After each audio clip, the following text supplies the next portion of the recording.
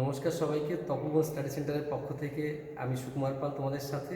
আর আজকে আমার সাথে আছে অরুন্ধতী চ্যাটার্জি। আর অরুন্ধতী চ্যাটার্জি ইন্ডিয়ান রেলের একজন জেই, সাথে লোকো পাইলটও চাকরি পেয়ে লোকো পাইলটের চাকরিও পেয়েছে।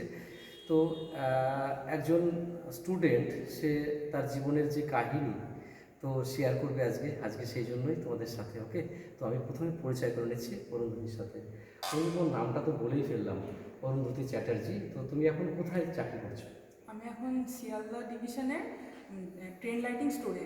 ট্রেন লাইটিং স্টোরে পোস্টিং আছো। এটা শিয়ালদা ডিভিশনের মধ্যে। হ্যাঁ। আর পোস্টের নাম জেই, জুনিয়র ইঞ্জিনিয়ার। যে ইলেকট্রিক্যাল। জি ইলেকট্রিক্যাল। তুমি জয়েনিং মোটামুটি কতদিন আগে করেছো? জয়েনিং হয়েছে আমার 2017 এপ্রিলে। 2017 সালের এপ্রিল মাসে। আচ্ছা, তোমাদের এক্সাম কবে হয়েছিল মোটামুটি? এক্সাম 2015 আগস্টে। 2015 আগস্টে এক্সাম হয়েছিল, 2017 এপ্রিলে জয়েনিং। আচ্ছা, জয়েনিংটা তাহলে বেশ দেরিতে হয়েছিল। আচ্ছা, তো এই যে মানে এবার আমি একটু কিছু কথায় আসি তোমার ব্যক্তিগত জীবনে। যেরকম তুমি কোন কোয়ালিফিকেশন গেন করেছিলে, মানে কি পাস তুমি? আমি পলিটেকনিক করেছি। পলিটেকনিক কোন সাবজেক্ট, মানে কোন ট্রেড? ইলেকট্রিক্যাল। ইলেকট্রিক্যাল ইঞ্জিনিয়ারিংয়ের পলিটেকনিক, মানে ডিপ্লোমা করেছিলে। কোন কলেজ থেকে করেছো? কন্যাপুর পলিটেকনিক, আসানসোল। তোমার বাড়ি কোথায়? বাড়ি অন্ডাল।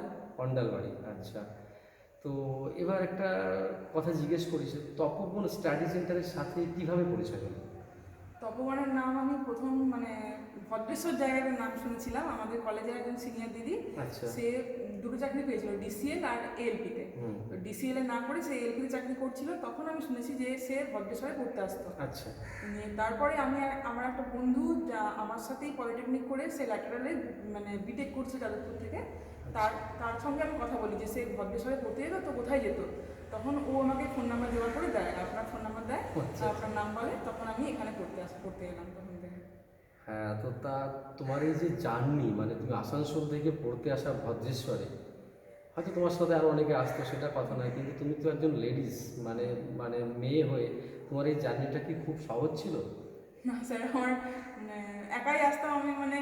এখানে একটা টান থাকতো যে হ্যাঁ আর এখানে এই পরিবেশটাই এমন, চাকরি পাওয়ার পরিবেশ। আমার মনে মনে খালি টান থাকতো যে আমি ওখানে যাবো, যেমন করেই হোক আমার চাকরি পেতেই হবে একটা। এই জন্য এখানে যেমন করেই হোক আসতেই হবে আমাকে। আর এই পরিবেশটাও এত ভালো লাগে, আপনার কথাগুলো শুনে এত আপনার কথাগুলোই তখন জীবনের একটা উদ্দেশ্য ছিল যে হ্যাঁ আমাকে এই চাকরি পেতেই হবে। তো আমি সামনে রয়েছি বলে এটা বলছো না নাকি? না স্যার, এখানে যারা আছে তাদের প্রত্যেকেরই আমার মনে হয় আমার মতনই মনের অবস্থা, তখন আমার যেমন মনের অবস্থা ছিল। তো তোমার এই যে মানে চাকরি পাওয়ার নৈপথ্যে তোমার হয়তো অনেক সুখ দুঃখ বা অনেক ঘটনা লুকিয়ে আছে। তুমি যদি তোমার জীবন সম্পর্কে বা হতাশা সম্পর্কে একটু বলো, তাহলে আমরা হয়তো অনেকের সঙ্গে শেয়ার করতে পারবো ব্যাপারটা। আমার বাড়ির অবস্থা আর্থিক দিক থেকে খুবই খারাপ ছিল। আমার বাবা শুধুমাত্র পুজো করে সংসার চালান, এমনি কাজকর্ম করেন। তো আমরা দু বোন। আর আচ্ছা। আমাদের যে জমি জায়গা আমার আছে সেরকমও নেই, আর বিজনেস করার তো কোনো আচ্ছা আচ্ছা ভাবতেই পারি না। আচ্ছা আচ্ছা আচ্ছা। চাকরি ছাড়া আমার উপায় ছিল না। আর সেই চাকরি ছুটে খোঁজেই এত ছুটে আসতাম, ছুটে আসতাম। আর এখানে আসার আগে পর্যন্ত সরকারি চাকরি একটা পাবো কিনা আমি আমার সব সন্দেহ ছিল যে সরকারি চাকরি পড়াশোনা করে পাওয়া যায় কিনা, আচ্ছা। খাটলে পাওয়া যাবে কিনা, কিংবা কিভাবে পাওয়া যায় কোনো আইডিয়া ছিল না। যাই হোক, এখানে আসার পর আমি জীবনে উদ্দেশ্য খুঁজে পেলাম, একটা খুঁজে পেলাম যে হ্যাঁ আমিও কিছু করতে পারবো। তো এই যাত্রাপথটা লেডিস হিসেবে অনেকটা বেশি কঠিন ছিল মনে হয়, বা অনেকে তো বলতে শুনেছে জেনারেল কাস্টে চাকরি হয় না, হ্যাঁ হ্যাঁ লেডিসদের হ্যাঁ চাকরি হয় না, শুনেছো না শোনো? হ্যাঁ। সেই ব্যাপারে জেনারেল যদি কাস্ট বলে তো একদমই যে সবাই বলতো জেনারেল কাস্টে কোনো চাকরি নেই, এখনকার দিনে কোনো চাকরি নেই, এটাই বলতো, কোনো চাকরি নেই, এই ধরনের কথাবার্তা ছিল। তো সেই রকম জায়গা থেকে মোটিভেশন, মানে তুমি নিজেকে কিভাবে নিজে মোটিভেট রাখতে, নিজেকে কিভাবে মানে একটা এই যে জার্নি, মানে তুমি ইন্ডিয়ান রেলের একটা জুনিয়র ইঞ্জিনিয়ার, মানে 5,00,000-এর থেকে বেশি টাকা মাইনে পাওয়া যায়, মানে 50,000-এর থেকে ঢুকলেই 50,000-এর থেকে বেশি মাইনে পাওয়া যায়। তো এই যে একটা জার্নি, তো অত সহজ তো নয়, যতটা বলা সহজ ততটা তো করে দেখানো সহজ নয়।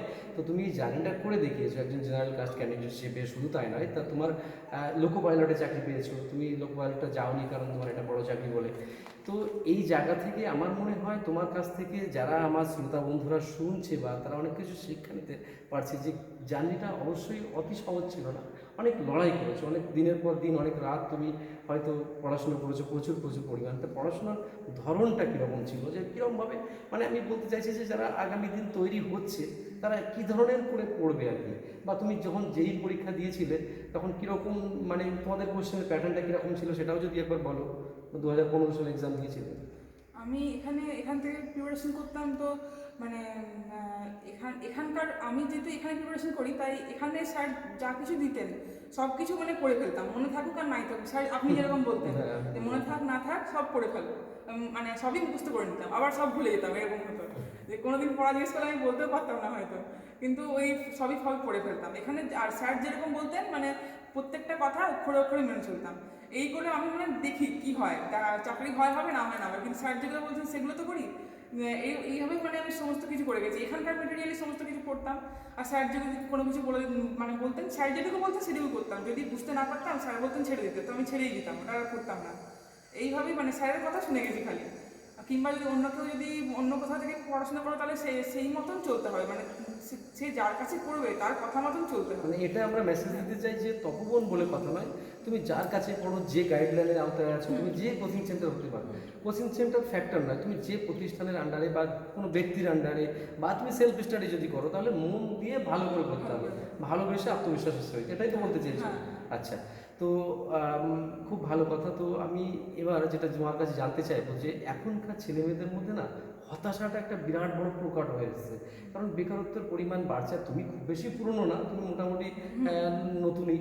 তো আমি বলবো তুমি যখন মানে জেইর এক্সাম দিতে যাচ্ছিলে বা তার আগে লোকো পাইলটের এক্সামগুলো দিয়েছো, তো জেইর এক্সাম যখন, তো পরীক্ষার হলটা কীভাবে তুমি ম্যানেজ করেছিলে?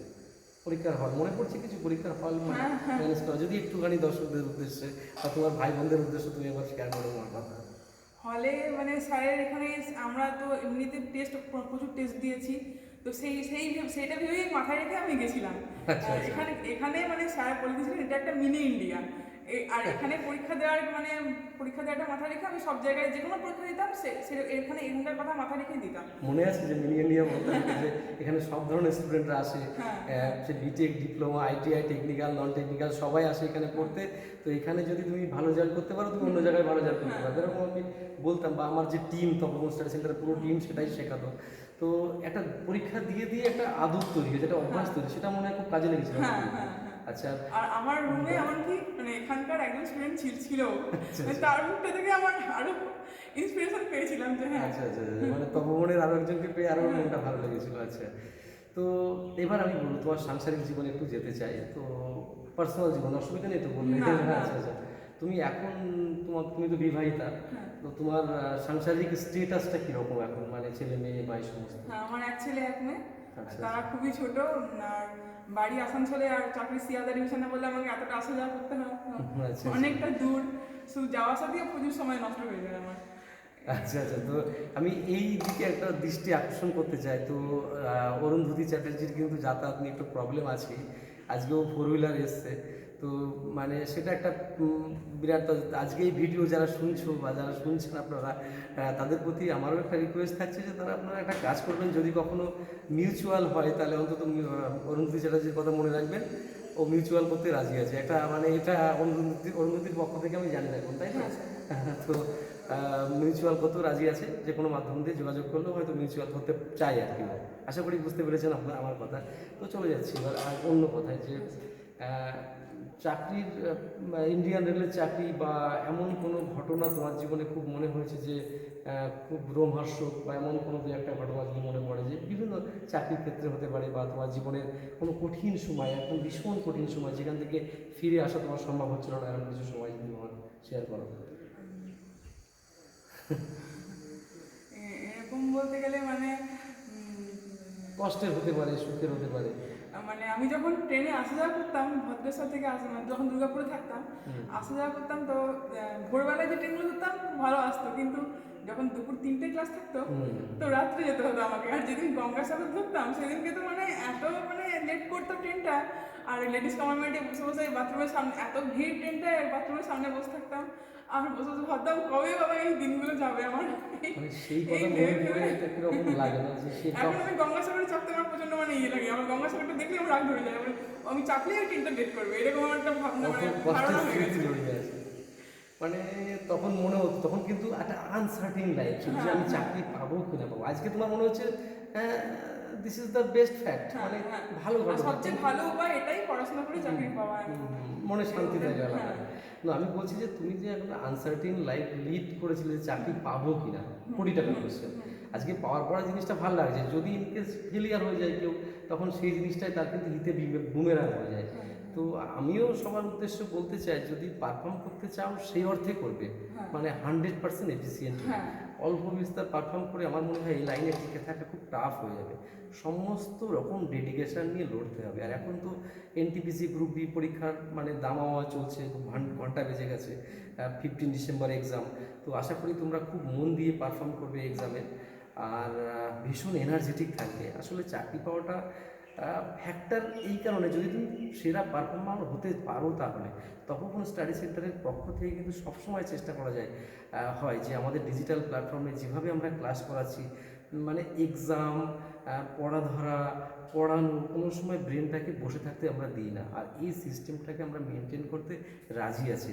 আর আমাদের শুধু ভালো লাগে যখন একটা স্টুডেন্ট চাকরি পেয়ে যায়, তখন সেই অনাবিল হাসিটা, সেটাই হয়তো আমাদের চলার পথে এগিয়ে নিয়ে যে কতদিন পর তোমার সঙ্গে দেখা হচ্ছে, আবার তুমি মনে করে এসেছো যাওয়ার পথে, অফিস যাওয়ার পথে। তো এটা বিরাট ভালো লাগছে ব্যাপারটা। ওকে, তো খুব তোমার ছেলে এবং মেয়ের প্রতি অনেক অশেষ ভালোবাসা রইল।